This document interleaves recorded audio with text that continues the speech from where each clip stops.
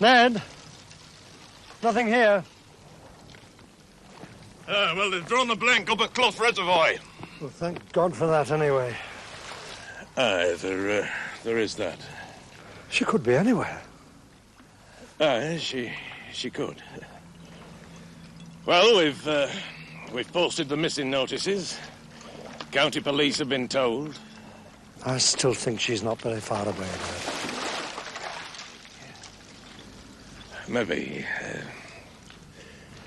Well, we might as well wrap it up here, I think. You won't forget to bring her brother down to the station this afternoon. No. I'll have Nick there. More routine inquiries, you know.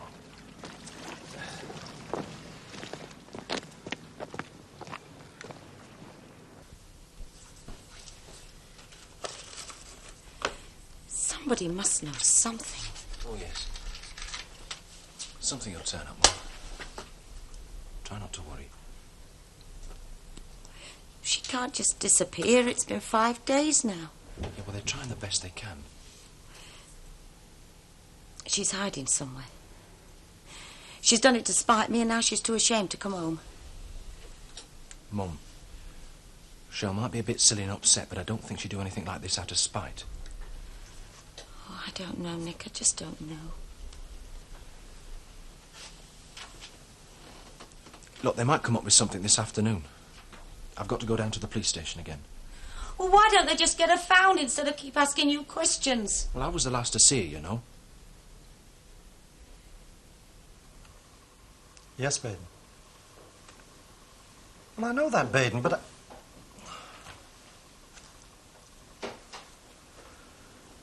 You don't have to tell me again how important this election is. Look, I've no intention of just letting them have the seat, you know.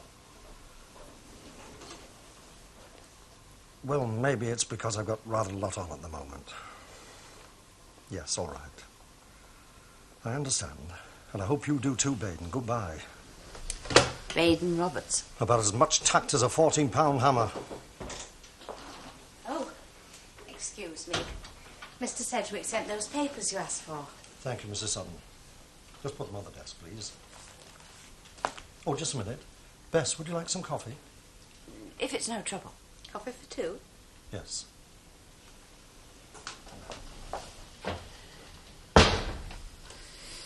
Wasn't she your secretary for a while before Miss Warner came? Yes, and I don't think much of her. I shall be very glad when Miss Warner comes back. How's she progressing? Have you heard? Oh, it's just a question of time now. Yes. I should have been in again to see her, but I'd make a very poor hospital visitor just now. There's no news, then? No.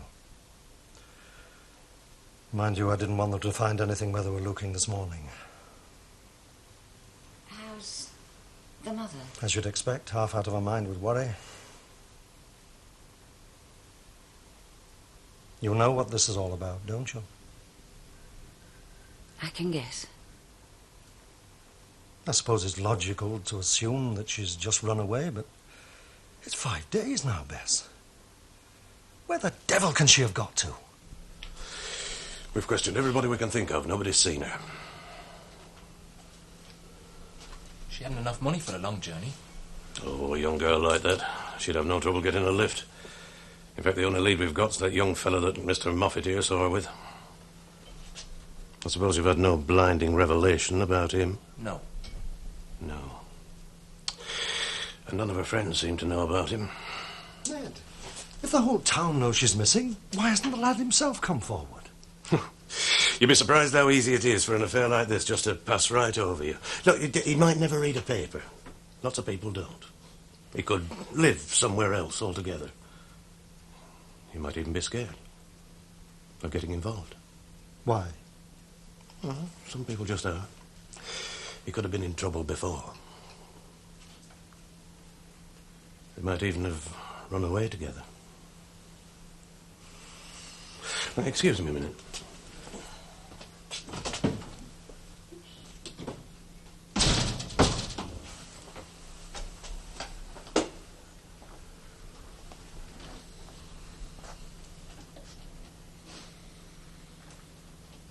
Think he knows what he's doing? Oh, expect he's doing his best, Nick. Missing persons is just about the hardest job they get. Especially when the people concerned don't want to be found. God, I could kill myself every time I think about it. If I'd have kept me temper and held me tongue, none of this would have happened. Ease up now, lad. You've had enough stones thrown at you for it. It was there, and I suppose it had to come out sooner or later.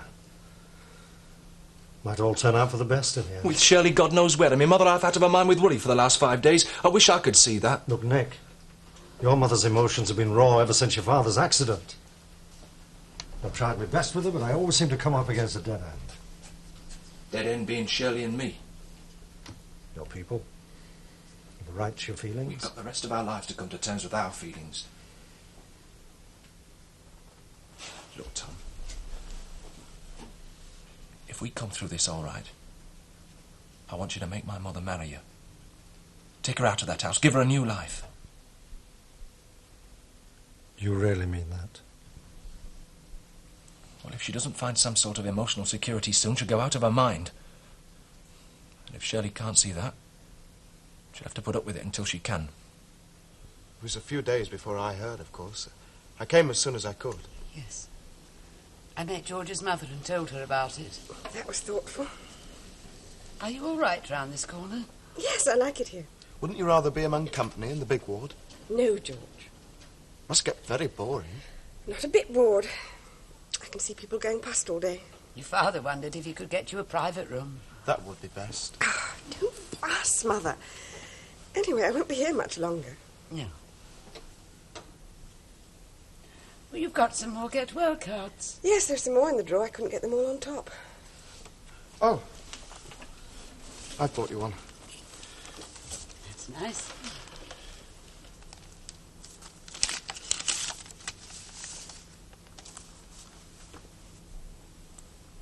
Yes, thank you. Well...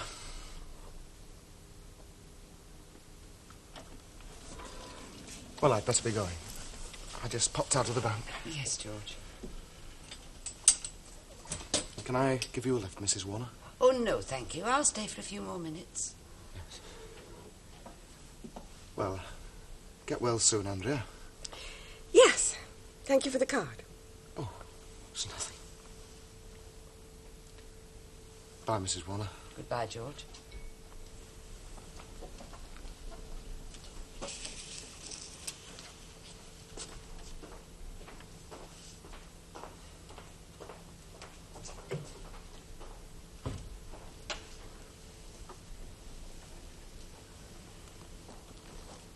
I've got a confession to make.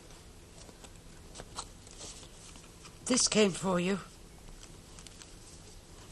I opened it by mistake. Your initial is the same as mine.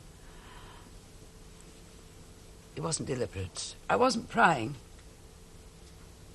Once I'd started to read it, I couldn't stop. Oh. He's the man who was at the accident, wasn't he?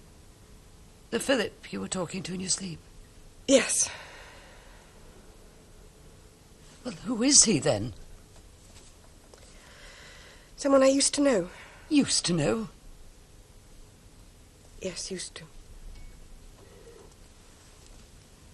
Well, I needn't ask why you never brought him home, need I? You've read the letter. Oh, Andrea. How could you? It just happened. I suppose it happens all the time. Well, perhaps to other people.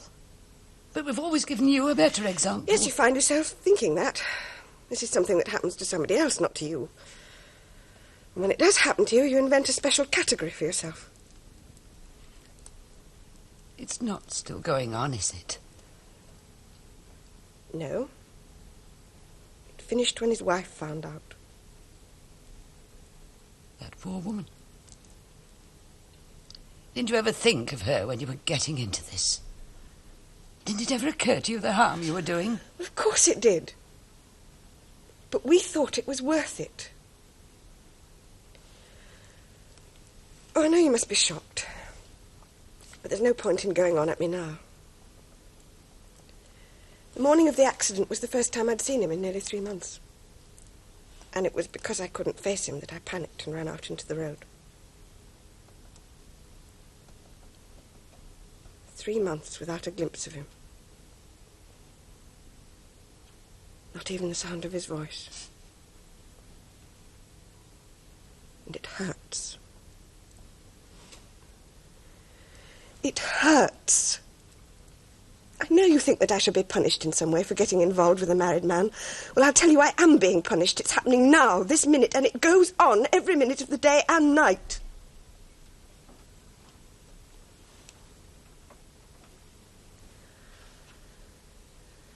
If you were dead, I'd have to accept that. But he's not dead. If he didn't want me, I'd have to accept that too. But he does want me. And I can't go to him. We can't see each other. Or talk. Or touch. Not ever again. I don't know what to say. There really isn't anything to say. Oh, Andrea.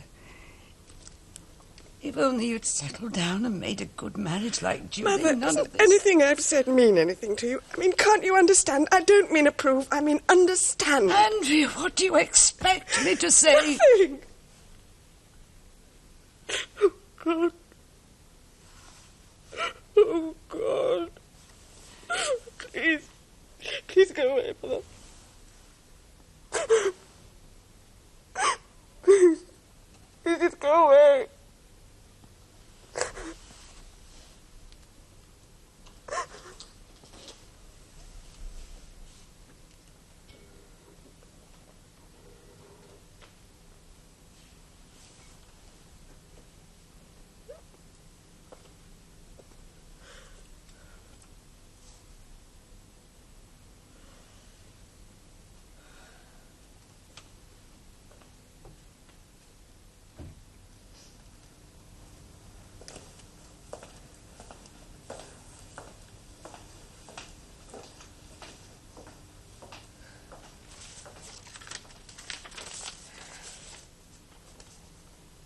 Since the accident, I've been on a razor edge, longing to come and see you, yet not knowing how.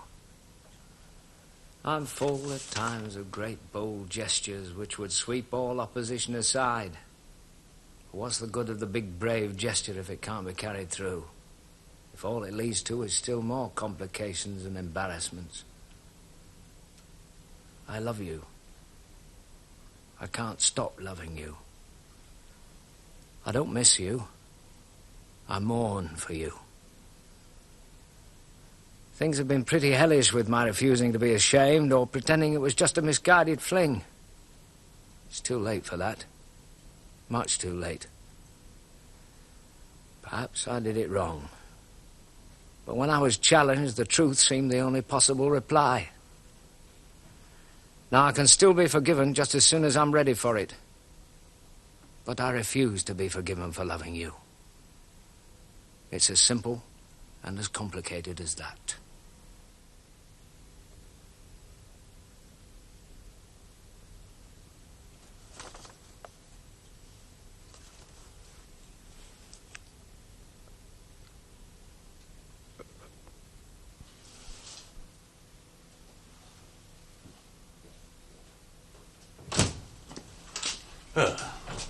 I'm sorry to keep you waiting. Now, this is a long shot, but it's one we haven't tried yet. What is it, Rogue's Gallery? Yes, that's exactly what it is. And I want you to look carefully through, taking your time and see if our man's there. He was only a young chap about my age. People can get in a lot of trouble by the time they reach your age, Mr. Moffat. It seems a bit far-fetched. Look, Ned. Tom, if he can't or won't come here, then we've got to find him. Now, this is only a start, but it's a stage we can't overlook. Take your time, Mr. Moffat.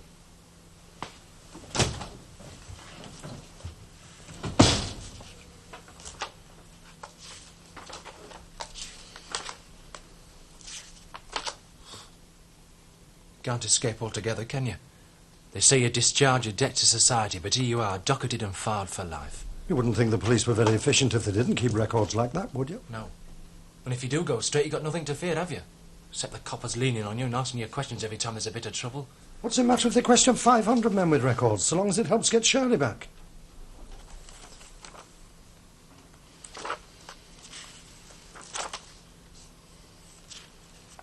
Well, even if she ditched the lift, she's still got no money to live on.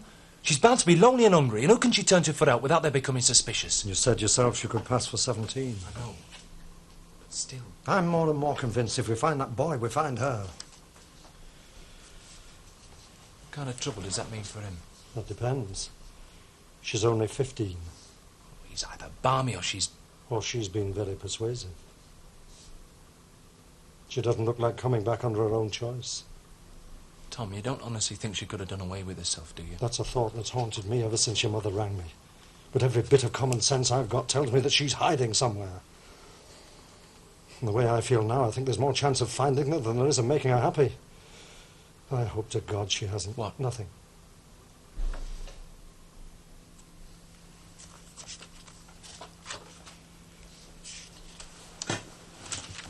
There's another matter we haven't cleared up. Now may not be the best time, but since it's between us, the election. Well, I don't suppose you've given it much thought during the past 5 days. Well, no. No. I've got to ask you, Nick, and I want an honest answer. Was there anything personal in it? Any spirit of revenge? No. Your mother thinks otherwise. She doesn't understand. She's so self-centred now, she sees everything in relation to her own problems. You just feel you must help Philip Hart? Yes, I do. I couldn't blame you for resenting me. That's got nothing to do with it. Well, you said you approve of my marrying your mother. I suppose I can accept that as enough for now. I've always cared, you know, Nick, about not being too stuffy. I'm not thinking that we're the chosen inheritors of God's law and there's nothing wrong that a big stick and a couple of well-placed bombs couldn't put right. Maybe in 100 years from now, men will look back at us and see some good things, but a hell of a lot of mistakes. So perhaps if we can leave you alone for a bit, we can free you to do a bit better than we have. Well, all this is really saying that I respect you for doing what you feel you have to do.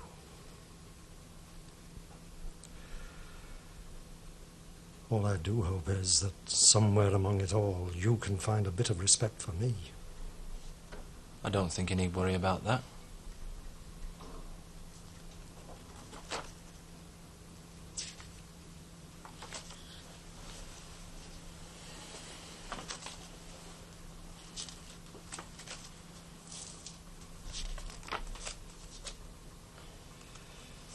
Tom.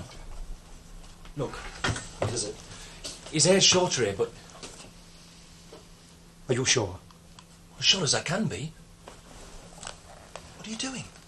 Just keep this between ourselves for the moment. What's wrong? Just don't say anything to Lightfoot when he comes back. I'll explain when I've had a chance to think. You know him, don't you?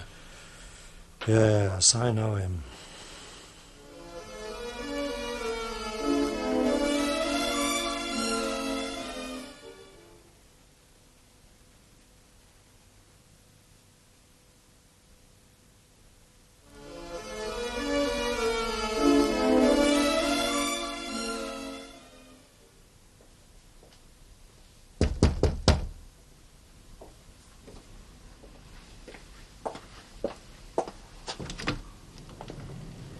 Mrs. Moffat? Yes. Oh, I'm sorry, I didn't know you at first. May I come in? Thank you.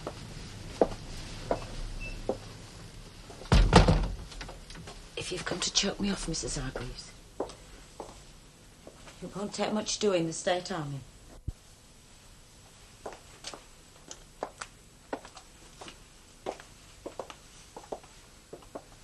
There's a fire in the best room if you'd like to go through. Oh, thanks. We've only got time for a quick one. Have one yourself? Oh, I'll join in a half. Thank you. Hanging out here for? Take it easy, Nick. I just want to ask a couple of questions. All the best. Cheers. All this work over the road must be good for trade. It's lost me a few locals. Demolition workers now, builders later. A new set of locals when the flats go up. Ah, if they can afford to drink, after paying those rents. Does Albert Bedford still live round here? Albert Bedford? He's getting well, anyway. You're a bit behind the times. He's dead and buried. Is he now? That must be fairly recently. 2 or 3 months. Let me think. Aye, they buried him just before Christmas. Did you know him? He used to work for me at one time. Well, that can't have been recently. He hadn't worked for years. Oh, it was a while ago. What's his lad Don doing now? Don? Oh, he's still about. He comes in here occasionally, but I don't know where he works. Kept the house on, has he? Aye. Lives there alone. Alma Road. Up the hill. Yes, I know where he lives. 2 pints of best. So he's in the house on his own, is he? What do we do now? Pay him a call. Well, isn't it a job for the police? After your little homily on police victimisation, Bedford's got a record, you know.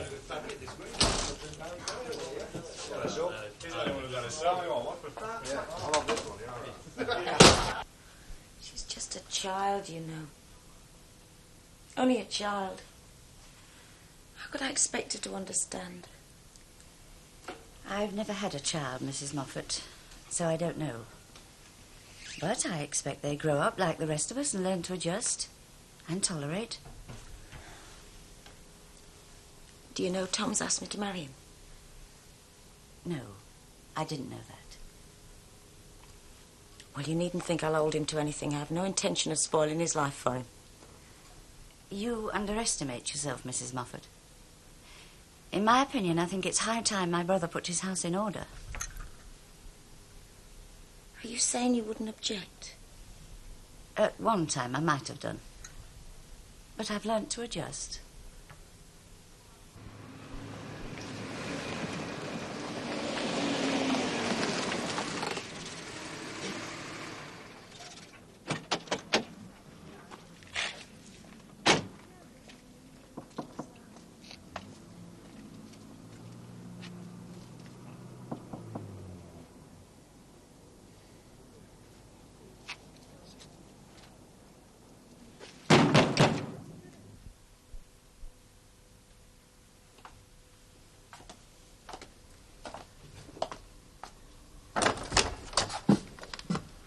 What do you want? Just a word with you. I've got nothing to say to you. It won't take long then, will it? You've got no right to come barging in here. Just who the hell do you think you are? You'll be thankful we're not the police. Where is she? Where's who? Shirley Moffat. What have you done with her? I don't know what you're talking about. The girl you were in the Victoria with the other night. His sister. You remember knocking him around in the yard, don't you? Well, how should I know where she is? I left her with him. You're bloody lying, lad. Nick, take the lamp and look upstairs.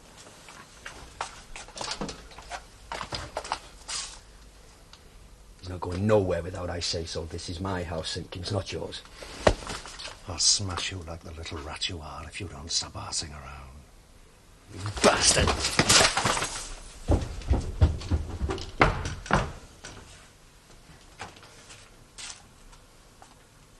Tom, here!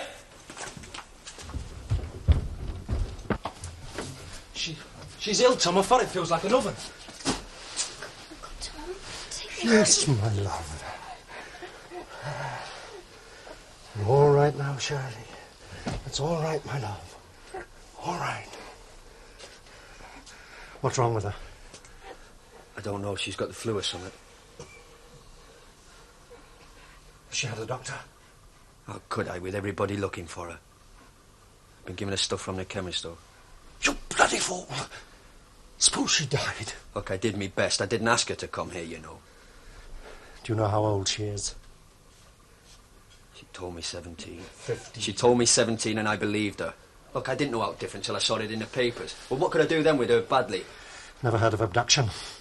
Sexual interference with a minor. Never touched her. I slept in the other room. And her naked in this bed? How stupid do you think I am? Well, ask her. Well, go on, ask her if I so much as laid a finger on her. All right, Shirley. All right. Look, I've done everything for her and never laid a finger on her. Well, she'd have let me, you know. That first night she was ready to let me. You shut your filthy mouth. Oh, aye, it's filled with me, isn't it? And someone else with Iron Mighty Simpkins. You some room to talk. All this time you've been knocking off her ma. I said shut up. Go on, Uncle Tom. Just went up. You're going now. Do you think we ought to move her with a temperature like that?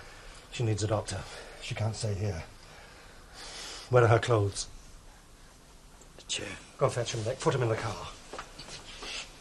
Open the back door. You go ahead with the lamp. Shirley, I'm just going to wrap you in these blankets and we're going to carry you. So just try and help me a bit, will you? That's it. Why didn't you bring the police? You work that one out for yourself. Oh, big favours. You and them together, it won't be long before you have a say enough forced her to come here. Not much use talking to you, is it? I've heard too much of your talk and most of it lies. You've got to learn to tell the difference, lad. Nick, give us a hand.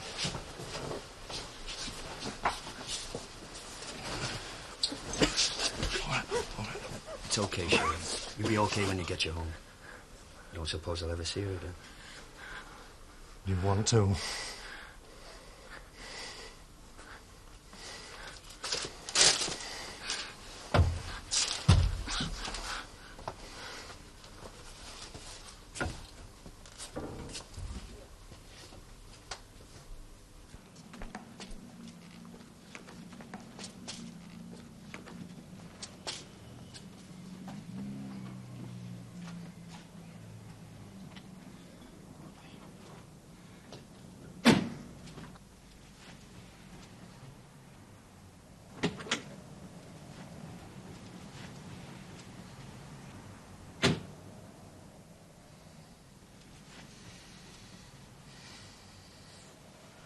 All right, Nick? Yes. Okay.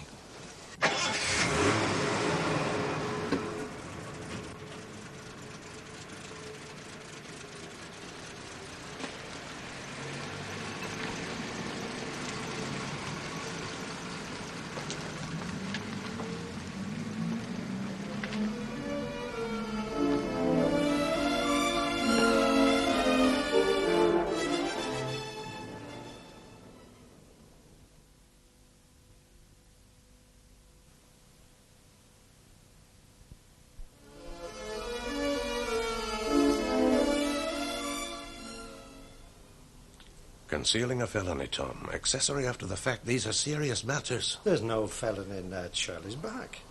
It's all over and done with. Is it then? No. It wouldn't be if I had my way. Why should he get away with it? That's what I want to know.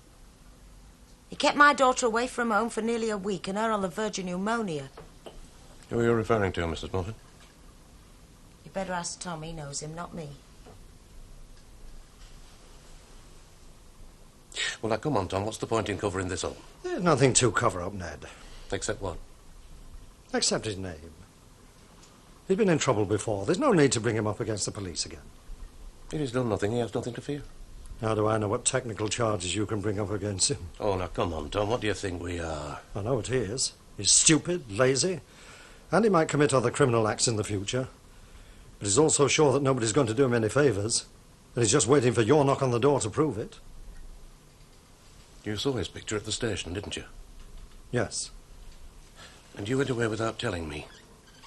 Now, how do you think we can operate if people like you withhold vital information? All right, charge me with obstructing the police in their investigations. No, Tom. I want this man's name, and I know you're going to give it to me.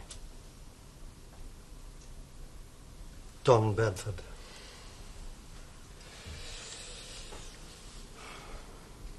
Both he and his father used to work for me. The old man's dead now. Don did a period in reform school for pinching cigarettes in a car. I was the magistrate on the case. And where does he live? I can easily find out now. Was there any suggestion of interference? No. And yet you say they'd been living together in this house for 5 days. Well, she was ill for most of that time, don't forget. Anyway, Bedford said not when I challenged him. And what Shirley says bears him out. Well, it would be natural for her to deny it.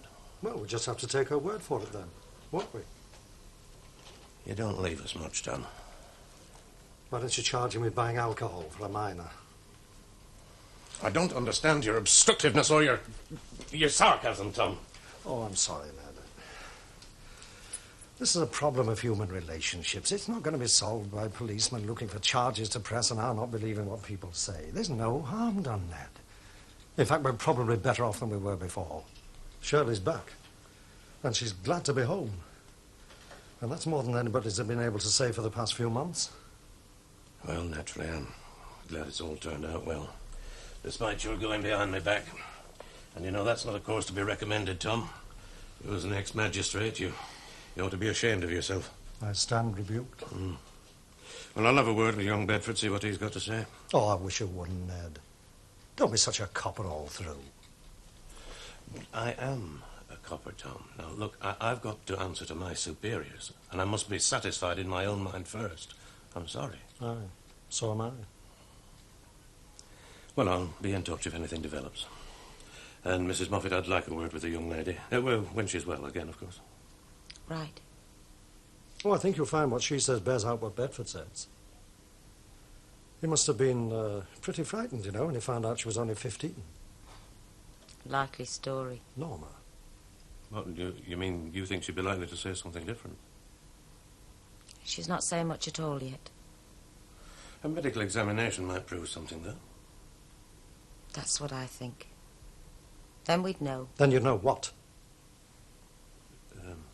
Well, I'll be getting along, so I'll say good day. Goodbye, Inspector. Goodbye, Mrs. Moffat. Goodbye, Ned. Goodbye, Tom. I thought we'd agreed what we'd say. You said what you thought. I don't remember agreeing to anything. So you have to push your spoke in when you can see that I'm trying to smooth things over. Smooth things over for who? That Bedford lad? What's he to us? Is he fit company for Shirley? Why should we care about him? Why should we? But do you know what he said to me? You and them together, he said, meaning the police. You and them together, you will soon have her saying that I kept her here against her will. He's not so far from right, is he? I've enough to do looking after my own without bothering about such as him. Then learn to look after your own. You mean I don't? Because I don't take every word she says as gospel? How do we know what they were doing all that time they were together? If we got a doctor to examine her, then we would know. Then you'd know what? What do you want, Norma? You need a scapegoat so badly you're willing to throw away your daughter's trust and affection altogether?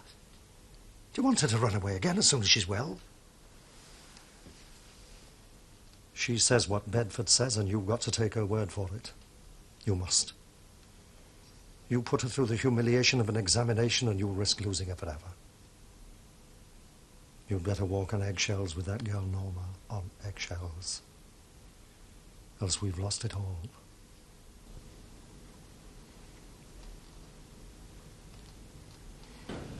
You mean you didn't know anything about it? I didn't read many newspapers in hospital. No, well, of course you'd have had to know to connect her with him.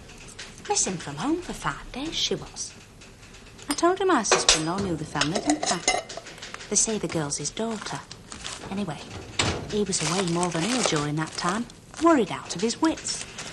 Yes, well, I should think he would be. Then all of a sudden, she was back. Now, whether she came back on her own or somebody fetched her from somewhere, nobody seems to know. It was all kept very quiet after that. Mind you, she was at home poorly for 3 weeks, so you can't tell what had been going on. She's all right now, though. As far as anyone can tell. What does that mean? Well, there's some things that take a while to show themselves. Well, if she's back home and everybody's happy, that's all right, isn't it? Yes, but the funny thing was, when I got to know she was back... Well, he said nothing about it, of course, but I couldn't resist saying something. It just slipped out one afternoon when I finished taking his dictation. I said, I'm very glad to hear your... And there it was, right on the tip of my tongue. I nearly said daughter, but I caught myself and said girl. Well, even that was near enough. He was thunderstruck for a minute. Then he said, you mean my goddaughter, Mrs. Sutton? Thank you. Then I went out before I really put my foot in it. Goddaughter, indeed. Not made in heaven, neither. No. Well, you know me, John. I hate to ring up having to make excuses. Well, they really have let us down very badly. Well, labour troubles, they say. Aye. And some people ask for it, though, John. Yes. Well, look, we really are pulling all the stops out now. So if you can bear with us for the next few days, we shouldn't overrun delivery by too far. Yes? Yes. I'm very grateful to you, John. Thank you. Goodbye. Oh, Miss Warner, can you manage that? Yes. It's all right. Oh, thank you. You know, it's good to have you back. If only for your coffee. Well, it's a dubious compliment, but thanks all the same. Mrs. Sutton's coffee's terrible. She always makes it taste like soup somehow. Is she in there? Oh, dear, dear. Think we can send her back to Mr. Sedgwick? Well, my typing speed's about half what it ought to be, but apart from that, I'm all right. Well, we'll just have to cut correspondence down by half until you're back to normal, won't we? Well, she looked after you all right, didn't she? I mean, apart from the coffee. Oh, her typing's all right. But she always gives you the feeling that she's one up on you somehow. That she always knows more than you think she knows, and I suspect that she's a gossip. Anyway, there's something else I want to talk to you about. By the way, your own coffee isn't getting cold, is it? No, that's all right. Well, sit down for a minute, will you? Thank you. Now, you know that I'm putting up for re-election to the council this time. No, I didn't. I thought that aldermen were more or less fixtures. Oh, God forbid, no. No, this election's going to be a hard one. I can feel it. So I was wondering whether you'd care to give me a hand. You'll be given time off, of course. Well, how could I help? Well, you could do a bit of canvassing for me if you like. You know, going round knocking on people's doors and asking them whether they're going to vote for me. Of course, you can never be sure you're getting the truth, but it gives you a fair picture. And then there's arranging for cars to go around and call on people and take them to the polling station. Well, the fact is, we've got plenty of good ladies who are very good at making tea and cutting sandwiches, but not so many who can organise. Well, it sounds interesting. Oh, it has its own small excitement. Of course, I can offer you no financial inducement. But there'll no doubt be a few gin and tonics knocking around when it's all over. Of course, I'm assuming you've no political objections. If you have... No, I'd like to help. Go on. Well, I've been looking at my opponent's election message. Do I know him? You might. I don't. I only know what people have told me about him. He's a teacher from Valley Bridge. Yes, I have met him. What's he like? Sincere. Likeable. I didn't know he was interested in practical politics. Well, they've got him in harness now. You don't know him well, do you? I mean, if you want to change your mind. Do you mind if I take this away and have a look at it? Miss Warner. Here's one of mine to go with it.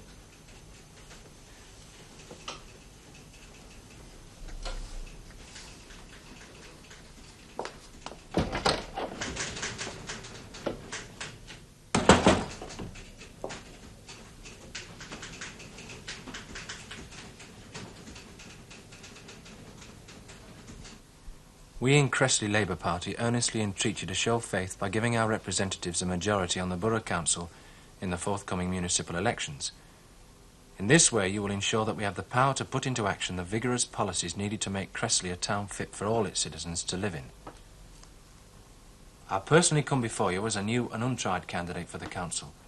I have no record of past public service to offer as my credentials, nor on the other hand am I burdened by any legacy of outworn ideas which could hamper me in my efforts to see that progress does not pass us by. I ask you to vote for me on Thursday the 4th of May, and I give you my assurance that if elected I shall spare no effort to serve you and justify your confidence in me. A vote for heart is a vote for progress. Did you write this yourself? With a bit of help from the party wiseacres. How'd you get on with them? Oh, well enough. I didn't think I might at first.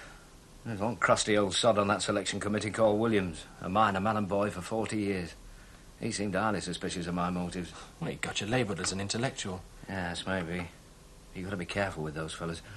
It's not barroom philosophising anymore, you know. It's how they can get their man in and how they can push the programme through. All they're interested in is facts and figures and practical policies. So, one of those leaflets has gone through every letterbox in this ward, and it's up to me now to show my face at as many doors as possible. Right, where do we start? Let's have a look at that map. I had a tour round here with Whitehead the other day. Much use? No. He talked a lot. They've lost this ward so many times, I don't think they know what to make of it. Oh, he took me round to places where they vote for a pig in a muffler if he wore a red rosette. Trouble is, there aren't enough of them. Well, they're not making you any presents, are they? No, mate, they're not. All right, take this lot now. A low middle class, quiet, careful lives. I'd say they were solid pro-Simpkins. No use trying the temperature there, then. No, the ones we've got to find and concentrate on, Nick, are the unconcerned, the apathetic. The ones who think local government's a farcical carve-up of personal interests. And the people on the new developments, who know as much about Simpkins as they do about me. There you've got your floating vote. Now, if we can use a bit of persuasion on that lot, and make sure that our own faithful actually do turn out to vote, well... Now, that's... I wondered whose the car was. You remember Mr. Hart, don't you, Mother? Hello. We've met at the school a few times. Hello, Shirley. How are you keeping? All right now, thanks. Good. Philip just called round to pick me up in his car. Nick's friends are always welcome in this house, Mr. Hart. Thank you.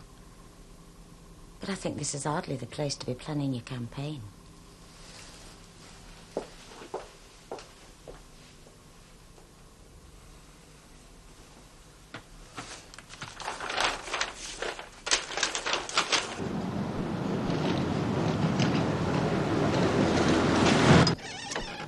Good morning. Morning, sir.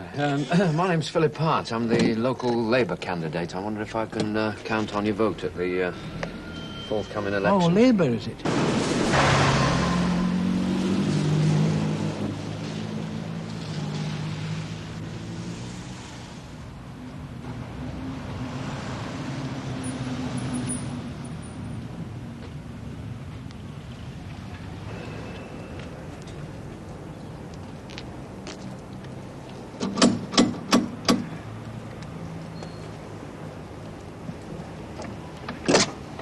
Mrs. Baxter?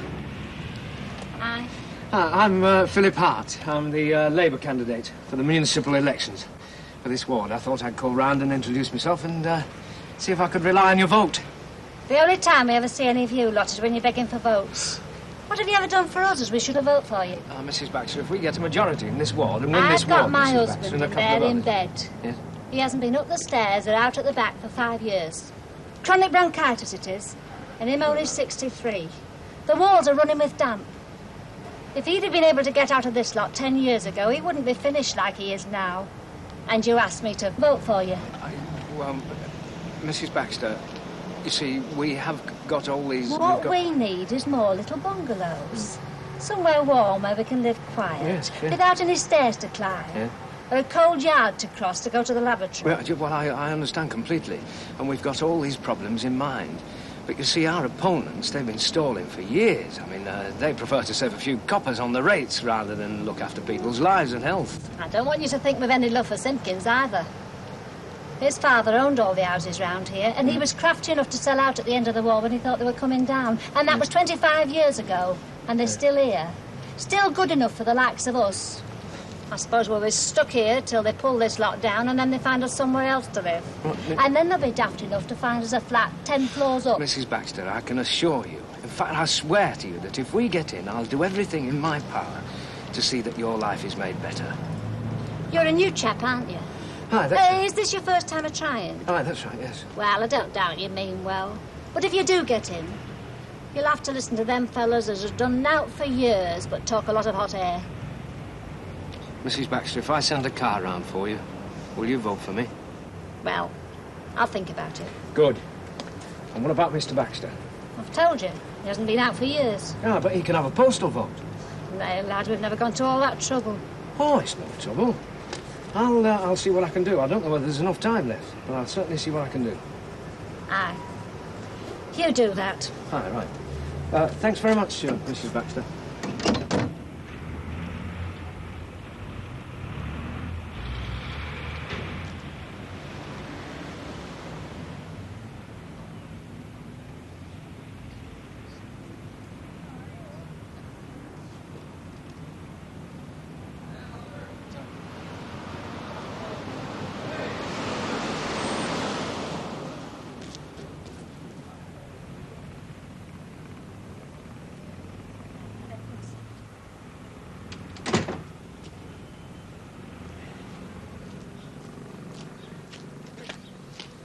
The old fella's here in action.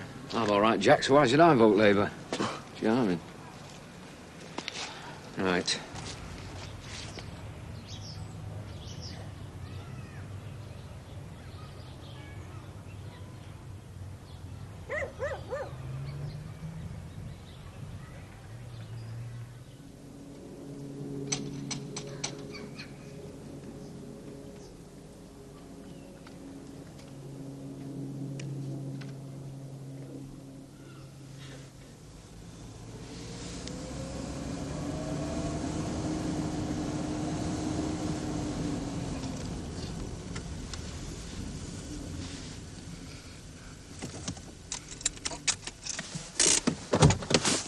Hello, Nick. Our paths are crossing. Aye, it looks like it. Well, I don't think you know my secretary, do you, Nick? Andrea Warner, Nick Moffat. Hello. Hello. Is your friend about, Nick? I might as well meet him if he is. I seem to have lost him for the moment. No, there he is, Philip.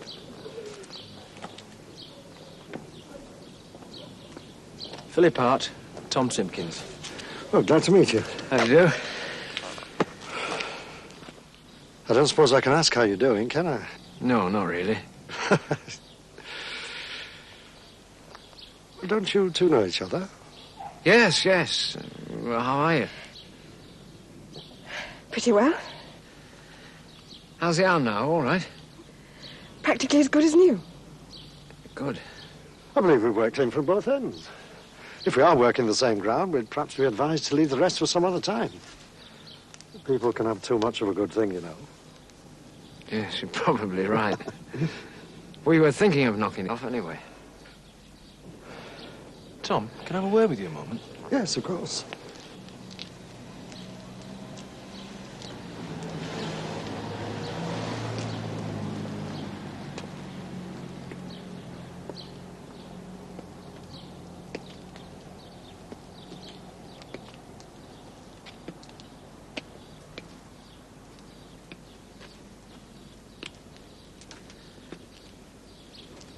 All my attempts at indoctrinating the true faith have gone for nothing, I see.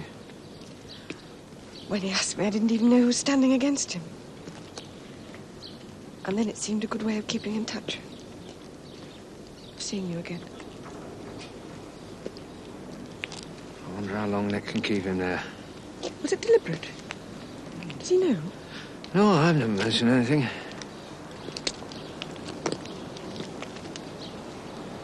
How are you, really? I'm not so bad. How are you? How are things at home? Difficult. I'm sorry.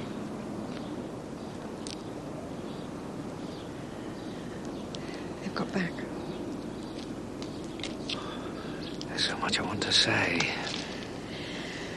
Yes, me too.